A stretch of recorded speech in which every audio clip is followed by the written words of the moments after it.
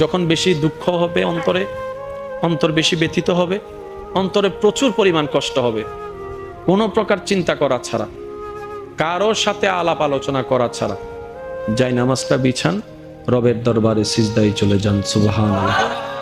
চোখটা বন্ধ করেন, চোখের পানি ছাড়তে থাকেন, মন হালকা হতে থাকবে, সিজদায় রবকে বলতে থাকেন, যা বলার বলতে থাকেন, যেভাবে বলার বলতে থাকেন। মনে রাখবেন, আপনার সেই মনের বেতার ভাষা হতে পারে আপনার রক্ত বুঝবে না, আপনার ভালোবাসার মানুষ বুঝবে না, আপনার প্রিয় মানুষ বুঝবে না, কিন্তু আপনি যেভাবেই বলেন না কেন, আপনার প্রত্যেকটা শব্দ আপনার রব্বুল আলামিন বুঝবেই বুঝবে। সুবহানাল্লাহ। আপনি যখন ওনাকে দুঃখের কথা বলবেন, উনি আপনার দুঃখটাকে হালকা করে দিবে, সেই দুঃখের খবর প্রকাশ করে আপনাকে কখনো বেইজ্জত করবে না। আর আপনি যখন সুখের খবর পেয়ে রবের দরবারে সিজদায় চলে যাবেন, তখন আল্লাহ তাআলা খুশি হয়ে আপনার সুখটাকে আরো বাড়ায় দিবে।